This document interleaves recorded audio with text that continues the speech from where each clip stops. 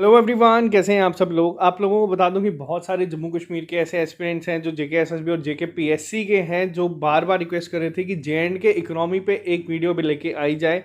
तो ये वीडियो आज अंकुश मैम आप लोगों के लिए लेके आए हैं।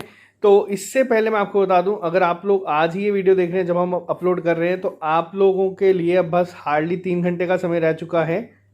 अगर आप लोग चाहते हैं कि आप लोग जो टेस्ट सीरीज़ है या फिर जो मॉक टेस्ट या नोट्स हैं या वीडियो लेक्चर्स हैं ऑनलाइन बोर्ड का ले सकते हैं, वो 30% डिस्काउंट में मिल जाएगा। 4 अक्टूबर लास्ट डेट है इसकी। तो ये आप लोगों को यहाँ पे सब मिल जाएगा। आप लोग कोड यूज़ कर लीजिएगा फेस्ट। तो ये एक इंपॉर्टेंट अपडेट आपको वीडियो से पहले मैं देने आया हूँ, क्योंकि इसके बाद एग्ज़ाम्स तो आपके लाइंड अप हैं। इसी महीने में ये शुरू हो जाएंगे। नवंबर में आप लोग मान के चले कि एग्ज़ाम्स ऑलमोस्ट सभी कंडक्ट हो जाएंगे। तो आप लोग अगर टेस्ट देना चाहते हैं तो अभी आपको 30% डिस्काउंट पर मिल जाएंगे। और अगर आप लोग ये चैनल पहली बार देख रहे हैं, आप इस चैनल को सब्सक्राइब कर लीजिए। अब जो आप आवाज़ सुनेंगे वो हो गई अंकुश मैम की। और कमेंट बॉक्स में ज़रूर लिख के बताना आपका क्या रिव्यू रहा है इस लेक्चर के बाद। Bye, take care, all the best. मिलते हैं बहुत जल्द। Hey everyone, I am Ankush from triple S. आज हम डिस्कस करेंगे economy of JNK and this is the part 1 of JNK economy. This is very important topic of your syllabus of JKSSB। तो चलिए let's begin with the today's topic, that is economy of JNK। Okay जी, तो देखिए, अगर हम economy of JNK की बात करें, अगर मैं कुछ बेसिक्स की बात करूं, तो कहते जो इकोनॉमिक सिस्टम है वो एक फाउंडेशन, किसी भी सोशल सिस्टम की का फाउंडेशन है। ये तो हम सबको पता है, ठीक है। जैसे जो भी हमारा सोशल सिस्टम है वो बड़ी सारी सिस्टम्स का बना हुआ है, जिसमें इकोनॉमिक सिस्टम भी एक बहुत इंपॉर्टेंट कंपोनेंट है, एक बहुत इंपॉर्टेंट सब सिस्टम है। इसीलिए हम इकोनॉमी को एज स्टडी करते हैं, ठीक है। तो किसी भी जगह की इकोनॉमी को जानना बहुत इंपॉर्टेंट हो जाता है। और जब भी हम परफॉर्मेंस जो है इकोनॉमी की जानते हैं, तो इसके लिए कुछ टेक्निक्स होती हैं, कुछ क्वांटिटेटिव टेक्निक्स होती हैं, जिनको लेकर हम इकोनॉमी को कैलकुलेट करते हैं, ठीक है जी। एक बहुत ही इंपॉर्टेंट इंडिकेटर है जब हम नेशनल इनकम मेजर करते हैं, that is gross domestic product, है ना, GDP। जब हम नेशन पूरी एज सच कंट्री की बात करते हैं तो हम GDP कैलकुलेट करते हैं, ठीक है। देखिए, इकोनॉमिक्स ऑलरेडी मैं आपको पढ़ा रही हूँ, मतलब MCQ सीरीज़ आपकी इकोनॉमिक्स की चल रही है।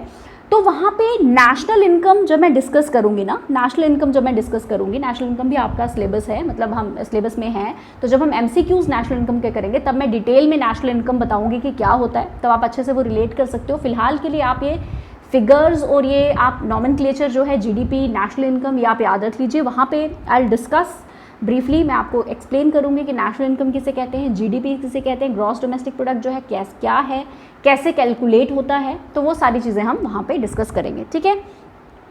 तो एक इम्पॉर्टेंट इंडिकेटर है नेशनल इनकम का, जिसको कहते हैं ग्रॉस डोमेस्टिक प्रोडक्ट, ठीक है। और GDP जो है ना, अगर हम पूरी कंट्री के लेवल पे बात करें, पूरी इंडिया के लेवल की बात करें, तो हम वहाँ पे GDP कैलकुलेट करते हैं, है ना। और अगर मैं स्टेट की बात करूँ तो हम स्टेट में क्या कैलकुलेट करते हैं, आपने GDP के बीच में S इंट्रोड्यूस कर देना है, that is GSDP, that is gross state domestic product, ठीक है। अगर इंडिया लेवल की बात करूँ, नेशन की बात करूँ, तो वी हैव GDP। अगर मैं अपने स्टेट की बात करूँ, JNK की, तो we calculate gross state domestic product, ठीक है जी। और हम इसको ग्रॉस स्टेट डोमेस्टिक प्रोडक्ट को स्टेट इनकम एस्टिमेट्स भी कहते हैं। क्या कहते हैं? स्टेट इनकम एस्टिमेट्स भी कहते हैं। और ऑफ कोर्स ये मैक्रो इंडिकेटर्स हैं। ये कौन से इंडिकेटर हैं? मैक्रो। माइक्रो और मैक्रो में ये डिफरेंस होता है। माइक्रो मीन्स जब हम थोड़े छोटे लेवल की, स्मॉल लेवल की बात करते हैं। Macro means when we talk about nation level, big level की बात करें, ठीक है। माइक्रो का मतलब होता है जब हम इंडिविजुअल लेवल पे बात करते हैं, ठीक है, इंडिविजुअल लेवल पे बात करते हैं। और मैक्रो का मतलब जब हम ब्रॉड लेवल पे बात करते हैं, पूरी कंट्री की बात करते हैं, पूरे नेशन की बात करते हैं, ठीक है। तो ऑफकोर्स जब हम नेशनल इनकम कैलकुलेट कर रहे हैं, या जब हम GSDP कैलकुलेट कर रहे हैं, GDP कैलकुलेट कर रहे हैं, तो वो किसका पार्ट आ जाएंगी? वो आ जाएंगे आपके मैक्रो इकोनॉमिक्स की बात करेंगे, ठीक है। तो यही इस पैराग्राफ में यही लिखा हुआ है कि जो इकोनॉमिक सिस्टम है ये फाउंडेशन स्टोन है आपके सोशल सिस्टम का, ठीक है जी। तो इसीलिए इकोनॉमी को स्टडी करना, इट बिकम्स दस crucial in flourishing a state, right. So while measuring the size and performance of any economy, we take assistance from time-tested and globally accepted quantitative techniques of economics. So basically, what are the quantitative techniques of economics? जो globally tested हैं, जो time tested हैं, ठीक है, हम उनको measure करते हैं यहाँ पे। तो उसमें से एक indicator जो है that is GDP, ठीक है। और अगर हम स्टेट लेवल की बात करें तो that becomes GSDP, that is gross state domestic product, जिसको हम स्टेट इकोनॉमिक एस्टिमेट्स भी कहते हैं, जो कि मैक्रो इंडिकेटर्स हैं स्टेट इकोनॉमी के। Okay, alright.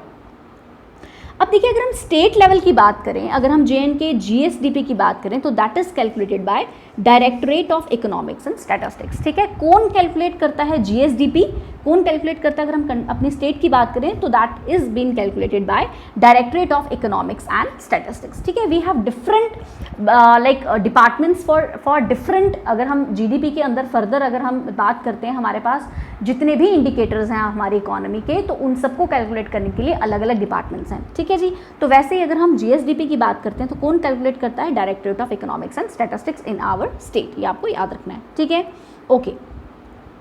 अब बात करते हैं, देखिए ये जो मैंने फिगर्स ली हैं कि पर कैपिटा इनकम की या ग्रॉस स्टेट डोमेस्टिक प्रोडक्ट की, ठीक है, ये फिगर्स करने से पहले एक्चुअली थोड़ी सी मैं आपको हिस्ट्री बता देती हूँ, इकोनॉमिक्स की हमारी स्टेट की। बिल्कुल एक दो लाइन में मैं आपको थोड़ी सी हिस्ट्री बता देती हूँ हमारी स्टेट में क्या हिस्ट्री रही है। देखिए हमारी स्टेट में क्या हुआ था कि जब पूरी कंट्री में इकोनॉमिक रिफॉर्म्स आ रहे थे, हमारी कंट्री में इंडिया में जब इकोनॉमिक रिफॉर्म्स आ रहे थे, दैट वाज देयर 1991, है ना, 1991 का टाइम था। ओके जी, जब फाइनेंस मिनिस्टर जो थे डॉक्टर मनमोहन सिंह जी थे। ठीक है, अगर मैं ये 1991 की बात करूँ तो बहुत ही इंपॉर्टेंस रखता है ये ईयर। ठीक है, जिस ईयर में हमारे LPG रिफॉर्म्स आए थे, अभी मैं कंट्री की बात कर रही हूँ, है ना। 1991 में वी हैव LPG रिफॉर्म्स, यानी लिबरलाइजेशन, प्राइवेटाइजेशन एंड ग्लोबलाइजेशन। ठीक है जी, इन रिफॉर्म्स के बाद ये कहा जाता है हमारी इकोनॉमी में कि प्राइवेटाइजेशन जो है वो स्टार्ट हुई थी। देखिए ऐसे तो 5 ईयर प्लान जो है वो बनना स्टार्ट हो गए थे। ठीक है, 5 ईयर प्लान जो है वो 1951 में जो है पहला 5 ईयर प्लान आया था, तो तब से ही इकोनॉमी के जो प्लान्स हैं वो बनना स्टार्ट हो गए थे। लेकिन 1991 जो है ये बहुत इंपॉर्टेंट ईयर जो है इंपॉर्टेंस रखता है, क्योंकि इस टाइम पे LPG रिफॉर्म्स आए थे, that is liberalisation, privatisation and globalisation. उसके बाद हमारी इकोनॉमी में प्राइवेट सेक्टर का जो है इन्फ्लुएंस काफ़ी ज़्यादा हो गया। ठीक है, देखिए अगर मैं अपनी इंडिया की इकोनॉमी की बात करूँ ना, तो हमारी जो इंडियन इकोनॉमी है दैट इज़ मिक्स्ड इकोनॉमी। कौन सी इकोनॉमी है? मिक्स्ड इकोनॉमी है। ठीक है, 3 टाइप्स की अगर ब्रॉडली मैं बात करूं तो वर्ल्ड में 3 टाइप की इकोनॉमीज चलती हैं। One is socialism, socialist economy, second is capitalism, third is mixed economy. तो जो इंडिया है वो मिक्स्ड इकोनॉमी का पार्ट है। मिक्स्ड इकोनॉमी का मतलब where there is a amalgamation, where there are both, जहां पे दोनों सोशलिज्म भी है, कैपिटलिज्म भी है। सोशलिज्म मीन जहां पे गवर्नमेंट ओन्ड सेक्टर है, और कैपिटलिज्म मीन जहां पे बिजनेस प्राइवेट ओन्ड सेक्टर है। ठीक है, तो इंडिया एक ऐसे कंट्री है जहां पे मिक्स्ड इकोनॉमी चलती है, यानी कैपिटलिस्ट यानी बिजनेस क्लास भी है और यहाँ पे बिजनेस ओन्ड ऑर्गेनाइजेशंस भी हैं। ठीक है, जैसे हमने मोनोपली में इकोनॉमिक्स में हमने जैसे मोनोपली डिस्कस किया था। ठीक है, जैसे रेलवेज हैं, पोस्टल सर्विसेज हैं। ठीक है, तो वो किसका पार्ट आ जाती हैं? बिजनेस ओन्ड हैं, जैसे पब्लिक सेक्टर अंडरटेकिंग्स हैं। ठीक है, PS वो किस में आ जाती है? वो किस में आ जाती हैं? वो थोड़े हम कह सकते हैं सोशलिस्ट बेंट ऑफ हमारा स्ट्रक्चर जो है मतलब इकोनॉमी का वो भी है, कैपिटलिस्ट भी है कि बिजनेस भी है, बिजनेस फर्म्स भी हैं, बड़ी बड़ी प्राइवेटाइजेशन काफ़ी है हमारी कंट्री में, है ना। तो दैट इज़, तो वो मिक्स्ड इकोनॉमी का पार्ट हो जाती है। ठीक है, चलिए वो तो अलग बात रही।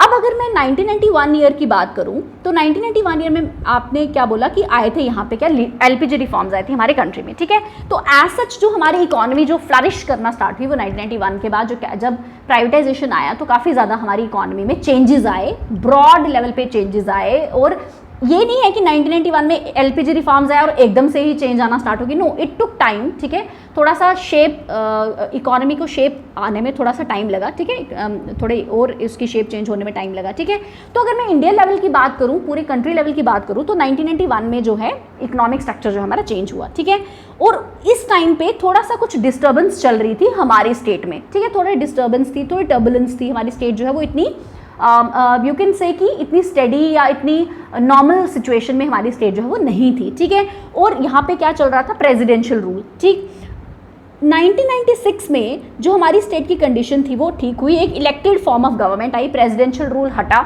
7 ईयर्स का प्रेसिडेंशियल रूल जो है वो हमारी स्टेट में चल रहा था, JNK स्टेट में। ठीक है, तो 1996 में finally presidential rule was over and an elected government जो है, इलेक्टेड गवर्नमेंट जो है वो बनी। ठीक है, तो हमारी JNK में फिर क्या हुआ, मतलब it was the return of elected government after 7 years of presidential rule, you can say. ठीक, तो हमारी जो इकोनॉमी है JNK की अगर मैं बात करूँ तो 1996 के बाद थोड़ी शेप में आना स्टार्ट हुई। तो एकदम से फिर इस केस में भी ऐसा नहीं कि ये नहीं हुआ कि 1996 में जो है elected form of government I, economy उसी टाइम पे फ्लरिश होना स्टार्ट हुई थी, तो ऐसा नहीं है। इट टेक्स टाइम, है ना, थोड़ा कुछ साल लगे तो फिर वो नॉर्मल सिचुएशन में आ गई। ओके, तो इसीलिए जब हम इकोनॉमिक्स की बात करते हैं हमारी स्टेट की, JNK की, तो हम 1996 ईयर के बाद से हम स्टार्ट करते हैं हमारी स्टेट की इकोनॉमिक्स। अगर हम देखें तो उसके बाद से हम जो है ज़्यादा डिटेल में इसकी एनालिसिस करते हैं। तो 1996 ईयर दस बिकम्स लिटिल इंपॉर्टेंट कि थोड़ा सा जानना 1996 ईयर में क्या हुआ था। उसके बाद फिर तो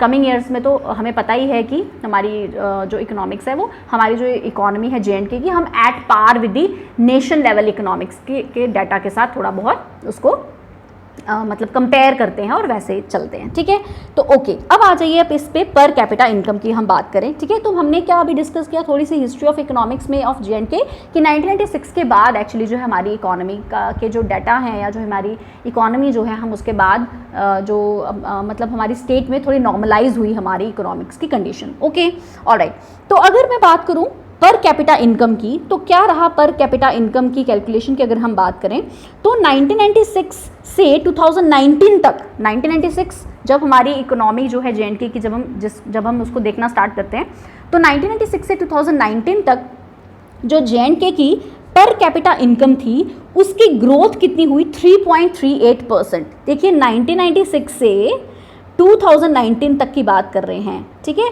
कितनी ग्रोथ आई, 3.38% की ग्रोथ आई। ठीक है जी, और अगर मैं पर कैपिटा इनकम की बात करूं, कितनी थी 1996 टू 1997 ईयर में, इट वाज रुपीज़ 6978। ठीक है, 6978 रुपीज़ जो है वो 1996-97 में पर कैपिटा इनकम थी। ओके, और अगर मैं ईयर 2018-19 की बात करूं, ठीक है, if I talk about year 2018-19, तो दैट इज़ रुपीज़ 92,347 रुपीज़। ठीक है, तो हम 1996-97 में इतनी थी, और जब मैं बात कर रही हूँ 2018-2019 ईयर की, तो per capita income was 92,347 rupees. ठीक है, ओके, अब बात करते हैं वेरी वेरी इंपॉर्टेंट अगेन, अब हम बात करेंगे, ये हो गई पर कैपिटा इनकम की बात। ग्रॉस स्टेट डोमेस्टिक प्रोडक्ट की अगर मैं बात करूं तो GSDP जो है 95-96 ईयर में क्या था, it was rupees 6982 crore. Okay, और अगर मैं 2018-19 की बात करूं तो इट वाज 1.56 ट्रिलियन। कितना है,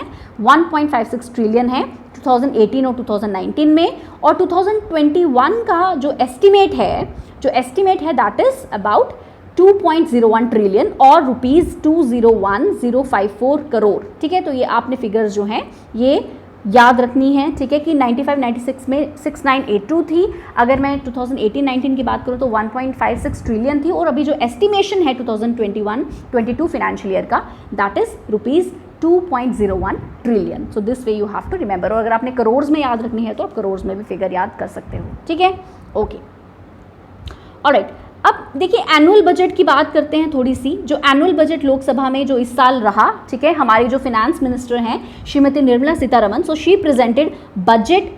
ठीक है, बजट हमारी स्टेट का, हमारी यूटी का इनफैक्ट अगर मैं बोलूँ तो वो, ठीक है, तो JNK यूटी का जो हमारा जो फिनेंशियल ईयर जो है 2021-22 का, तो टोटल जो बजट ग्रांट हुआ that is 108,621 crore was given, यानी 1,08,621 ठीक है करोड़ रुपीज़ जो हैं that were sanctioned to JNK state. ठीक है, एज कम्पेयर टू, देखिए अगर मैं इंडिया की बात करूँ ना, टोटल इंडिया के अगर बजट एक्सपेंडिचर की बात करूँ तो that is 30.42 lakh crore rupees. ठीक है, तो 30.42 लाख करोड़ रुपीज़ जो है, ये तो खैर इंडिया की बात की है। ठीक है, और हमारी JNK को कितना मिला है, ठीक है, 1,08,621 crore is granted to JNK state. ठीक है, ये आपने बजट का, अगर हमें थोड़ा सा बजट का ध्यान रहे तो that becomes very very important. Okay, ठीक है जी, ओके। अब हम बात करते हैं JNK इकोनॉमिक प्रोफाइल की, कि JNK economic profile as per the data of 2018-2019 हमारे जो डिफरेंट सेक्टर्स हैं वो कितना कंट्रीब्यूट, कितना शेयर करते हैं, कितना शेयर है उनका हमारी इकोनॉमी में। तो देखिए सबसे ज़्यादा अगर मैं बात करूं, यानी सबसे ज़्यादा हमारा जो एरिया यू कैन से, और हमारी जो डेमोग्राफी है, हमारा जो पॉपुलेशन है, यू कैन से डेमोग्राफी और जो पॉपुलेशन है वो सबसे ज़्यादा एग्रीकल्चरल बेस्ड है। ठीक है, एग्रीकल्चर एंड एलाइड सेक्टर्स जो हैं उस पर बेस्ड हैं। और एग्रीकल्चर और एलाइड सेक्टर किस में आता है, प्राइमरी सेक्टर में। देखिए 3 सेक्टर्स हैं हमारी इकोनॉमी के, one is primary sector, another is secondary, another the third one is tertiary sector. ठीक है, अदरवाइज भी ये सेक्टर्स याद रखना इकोनॉमिक्स के लिए भी बहुत इंपॉर्टेंट होते हैं कि 3 सेक्टर्स होते हैं, प्राइमरी जो है 3 सेक्टर्स होते हैं इकोनॉमी के, primary sector, secondary sector, tertiary sector. सिर्फ J&K के हिसाब से नहीं कह रही मैं, ओवरऑल अगर मैं इकोनॉमी की बात करूं तो उसमें भी we have 3 sectors, primary, secondary और टर्शियरी, वेरी वेरी इंपॉर्टेंट। ठीक है जी। प्राइमरी सेक्टर में आते हैं वो सेक्टर्स, वो एरियाज जहाँ से आप रॉ मटेरियल्स जो है ना डायरेक्ट एक्सट्रैक्ट करोगे, जहाँ से आप direct extraction of raw material होती है। ठीक है, तो डायरेक्ट तो यानी कि एग्रीकल्चर जो है किसका पार्ट रहा, वैसे भी किसका पार्ट रहा, कॉमन सेंस में अगर हम प्राइमरी सेक्टर की बात करें तो दैट इज रॉ मटेरियल्स जहाँ से हम एक्सट्रैक्ट करते हैं, तो एग्रीकल्चर जो है किसका पार्ट हो गया, प्राइमरी सेक्टर का पार्ट हो गया। सेकेंडरी सेक्टर में अब देखो, प्राइमरी सेक्टर में हमें रॉ मटेरियल्स मिल गए, सेकेंडरी सेक्टर में क्या होता है, इन रॉ मटेरियल्स को अब आप प्रोसेस करोगे। ठीक है, यहाँ पे आपको रॉ मटेरियल आपने एक्सट्रैक्ट किया। सेकेंडरी सेक्टर में ऐसा सेक्टर होता है ये जहाँ पे आप इन रॉ मटेरियल्स को क्या करोगे, प्रोसेस करोगे। क्या करोगे, प्रोसेस करोगे। तो प्रोसेसिंग ऑफ रॉ मटेरियल के आपको क्या चाहिए, आपको इंडस्ट्री चाहिए। ठीक है, तो दस industry becomes very very important part, या इंडस्ट्री जो है itself is a part, is a secondary sector.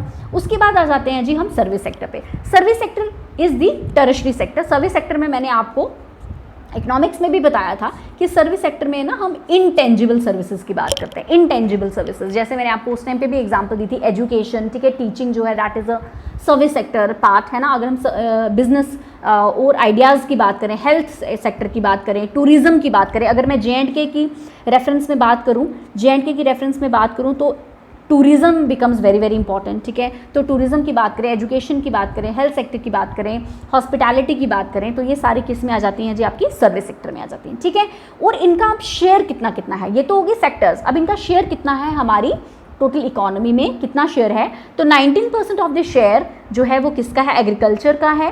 23% of the share is of industry, और सर्विस सेक्टर का कितना है, 58%। तो यू कैन सी कि जो सर्विस सेक्टर का जो शेयर है हमारी स्टेट की इकोनॉमी में, इनफैक्ट इंडियन इकोनॉमी में भी वो सबसे ज़्यादा है। किसका है, सर्विस सेक्टर का। तो अगर इस टाइप का क्वेश्चन आता है कि सबसे ज़्यादा, ठीक है, if you find this type of MCQ कि सबसे ज़्यादा जो है किस सेक्टर का जो है इंपॉर्टेंस है, किस सेक्टर का शेयर जो है वो रहता है हमारी इकोनॉमी में, तो वो किसका है, सर्विस सेक्टर का, बीइंग 58%। ठीक है, this way you have to remember.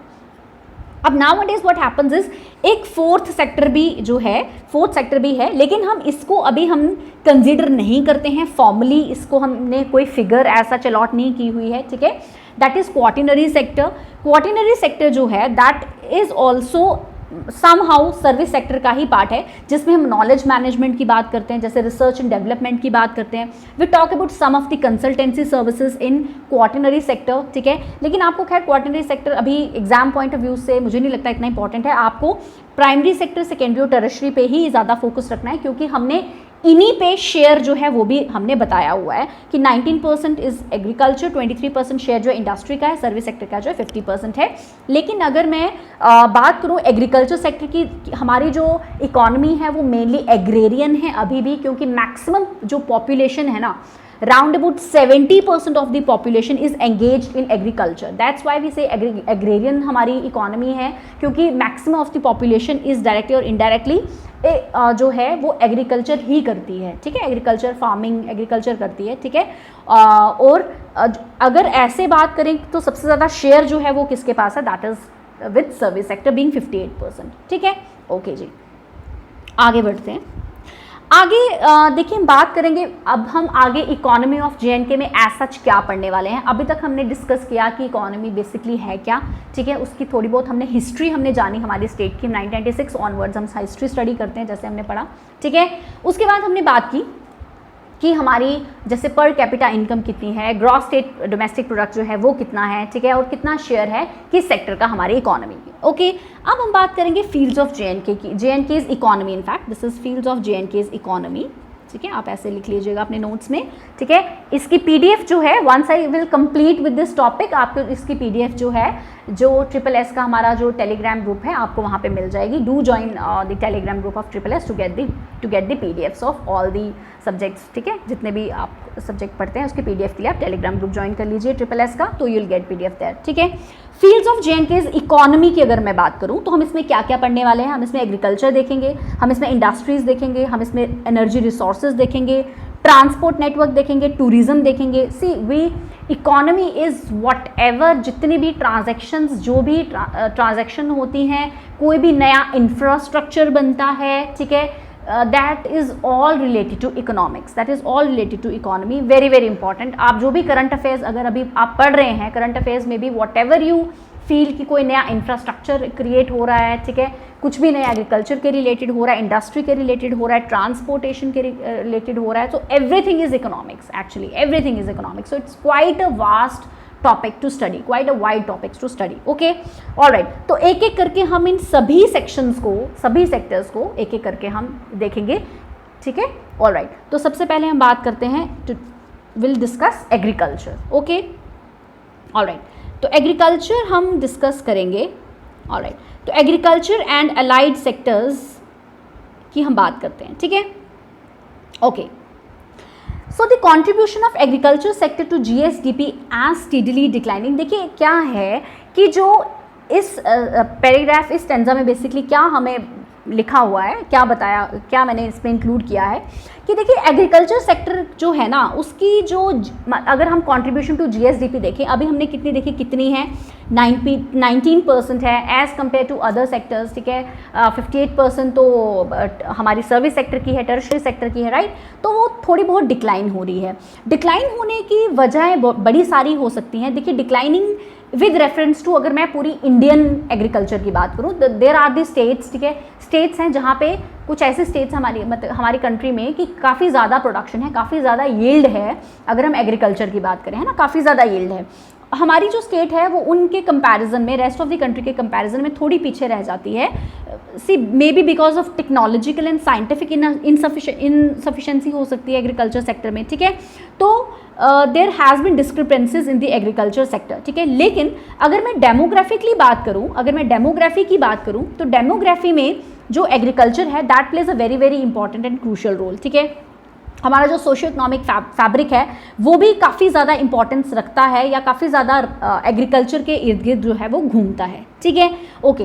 तो अगर हम अपनी पॉपुलेशन की बात करें, मैंने आपको पहले भी ये बताया कि हमारी जो डेमोग्राफी है, तो around about 70% of the population जो है वो डायरेक्टली और इनडायरेक्टली उसका जो लाइवलीहुड है that is earn from agriculture only, ठीक है. लेकिन जो कंट्रीब्यूशन है वो सिर्फ 19% ही है जीएसडीपी का, ठीक है जी.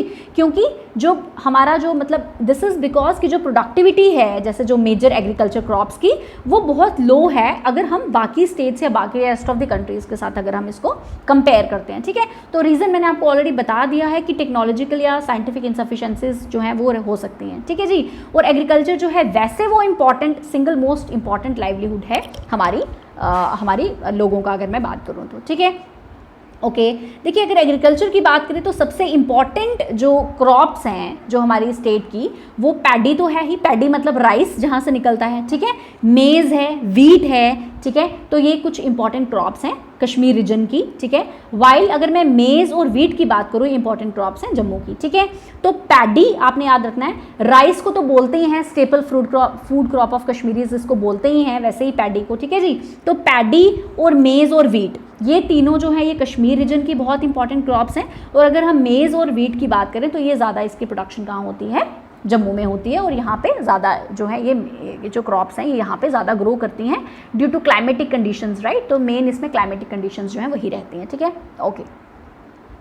तो अगर मैं पूरी अपनी यूटी की बात करूँ, यूटी ऑफ जे की बात करूँ, ठीक है, तो we have cultivated area of about 858,000 hectares. कितना है हमारे पास जी एरिया, जो कल्टिवेटेड एरिया है दैट इज़ 858,000 हेक्टेयर्स, यानी कि जो टोटल हमारा जोग्राफिक एरिया है, ठीक है, उसका 9% रहता है. हमारा जो टोटल जोग्राफिक एरिया है हमारी स्टेट का उसका 9% है, ठीक है. ओके. अब बात करें अगर हम पर कैपिटा जीएसडीपी की बात करती हूँ मैं, तो पर कैपिटा जीएसडीपी जो है फॉर द ईयर 2017-18 करंट और कांस्टेंट प्राइस पे, देखिए दो प्राइसेस पे हम कैलकुलेट करते हैं जीएसडीपी भी, ठीक है. That is current and constant price. Current हो गया जो अभी जो एट प्रेजेंट चल रहा है, कांस्टेंट का मतलब हो गया हम एक बेस ईयर लेते हैं, ठीक है. एक बेस ईयर होता है और उस बेस ईयर को मतलब एक बेस मान के, कॉमन मान के तो फिर हम कैलकुलेट करते हैं, ठीक है. तो अगर कांस्टेंट प्राइस की बात करें और करंट प्राइस की बात करें, करंट एंड कांस्टेंट की बात करें, तो वी हैव ₹102,708 एंड 7,805 रिस्पेक्टिवली, ठीक है. ये क्या है, पर कैपिटा की बात कर रहे हैं. ओके. अगर हम ग्रोथ की बात करें, अब किसकी बात हो रही है? पहले हमने पर कैपिटा की बात की, अब हमने बात की ग्रोथ की। Growth in per capita GSDP कितना है? 4.24% है एट कांस्टेंट एंड 10.49% है एट करंट प्राइस की, ठीक है। तो ये करंट प्राइस और कांस्टेंट प्राइस का आप याद रखिएगा, ठीक है। अब बात करते हैं यील्डिंग की, कि यील्डिंग रेट्स क्या है प्रिंसिपल क्रॉप्स की एज पर द ईयर 2016-17, ठीक है। तो यील्डिंग रेट्स क्या हैं अगर प्रिंसिपल क्रॉप्स की बात करें, तो जैसे राइस की we have 2550 kg per hectare, अगर मेज की बात करें तो we have 2509 kg per hectare, अगर वीट की बात करें तो वी हैव 3216, ठीक है, kg per hectare. Okay, so this यही 3 इंपॉर्टेंट है, राइस, मेज और वीट, आपको इन्हीं तीनों का याद रखना है, ठीक है। ओके, तो देखिए मैंने क्या किया है, ये जो 3 इंपॉर्टेंट क्रॉप्स हैं हमारी, राइस, वीट और मेज, इन्हीं तीनों के बारे में हम थोड़ा सा यहाँ डिस्कस कर लेंगे। ओके, तो अगर राइस की बात करें तो हमें पता ही है कि it is the staple food of Kashmiris, है ना, स्टेपल फूड क्रॉप है ये कश्मीरीज की। राइस को ग्रो करने के लिए हॉट और मॉइस्ट क्लाइमेट चाहिए, और ये एक खरीफ क्रॉप है। राइस जो है इंपॉर्टेंटली खरीफ क्रॉप है, ठीक है जी। ओके, तो ये कब खरीफ क्रॉप है, यानी ये समर क्रॉप है, तो समर क्रॉप है तो इसको समर में ही सो करेंगे, तो इट इज सोन इन मार्च अप्रैल, और इसको हार्वेस्ट कब किया जाता है? सितंबर अक्टूबर के महीने में इसको हार्वेस्ट किया जाता है। और इंपॉर्टेंट जगहें जहाँ पे जो राइस है वो ग्रो होती है, वैसे तो कश्मीर में बहुत सारी जगहें हैं जहाँ पे राइस जो है वो ग्रो होती है। Important being we have Kulgam, Pulwama, Anantnag, Srinagar, Kupwara, और अगर हम जम्मू की बात करें तो we have RS Pura belt जो है बासमती राइस के लिए वैसे ही काफ़ी जानी जाती है, पता ही हमें। So good quality of rice जो है कहीं मिलता है, अगर ठीक है। और अगर गुड क्वालिटी और क्वांटिटी इनफैक्ट बोथ की दोनों की बात करें तो उसके लिए हम कश्मीर की बात करेंगे। So we have Kulgam, Pulwama, Anantnag, Srinagar, Kupwara there, and we have RS Pura, Kathua, Bhaderwah जो है, ठीक है, जम्मू रीजन के पार्ट्स आ जाते हैं। अगर वीट की बात करें तो वीट जो है ये आपका राबी क्रॉप है। राबी मतलब कि जो आपका, ठीक है, विंटर क्रॉप है, विंटर क्रॉप रहती है राबी क्रॉप में। इसकी जो प्लांट, इसका जो वीट प्लांट जो होता है, इसके लिए आपको कूल और समवट मॉइस्ट क्लाइमेट चाहिए होता है। और ये कब हम सो करते हैं, इसको हम सो करते हैं वार्म और ड्राई वेदर में हम इसको सो करते हैं, ठीक है जी। और ठीक है, it is sown in cool and somewhat moist, और जब हम इसको हार्वेस्ट करते हैं तब हमें वार्म और ड्राई वेदर चाहिए होता है, ठीक है। तो राबी क्रॉप है ये, विंटर में जो है ग्रो करती है, सो होती है, विंटर में सो होती है, ठीक है। और it is sown in August and harvested in March and April, ठीक है। Okay, alright, and it is grown mostly in Jammu. ज़्यादातर जो है वीट जम्मू में मिलती है, कठुआ, आरएसपुरा, सांबा और रियासी में मिलती है, ठीक है जी। ओके, और अगर मेज़ की बात करें तो ये खरीफ क्रॉप है, जो मेज़ है that is a kharif crop, ठीक है। इसको खरीफ क्रॉप है तो कौन सी क्रॉप हुई है? समर क्रॉप है, ठीक है, समर क्रॉप हुई तो it requires hot dry climate, ठीक है जी। सोन होती है ये मई जुलाई में, और इसको हार्वेस्ट करते हैं अगस्त से नवंबर के बीच में, ठीक है। स्टेपल फूड क्रॉप है ये। ट्राइब्स की, हमारी जो स्टेट की ट्राइब्स हैं जैसे गुज्जर्स जो हैं, ठीक है, उनकी एक स्टेपल क्रॉप मानी जाती है मेज़, ठीक है। और ये मोस्टली जो है कहाँ ग्रो होती है? It is grown in Bhadarwah, Batote, Kishtwar, Banihal, Basohli, Poonch, Rajouri. Okay जी, तो ये रहा हमारी एग्रीकल्चर की बात रही। तो जो नेक्स्ट जो है, ठीक है, वेरी वेरी इंपॉर्टेंट, हम एग्रीकल्चर को ही आगे अभी थोड़ा सा और हम इसको डिस्कस करेंगे। So this is all about today's lecture. Okay, so will see you in the next lecture very soon. Take care, bye bye.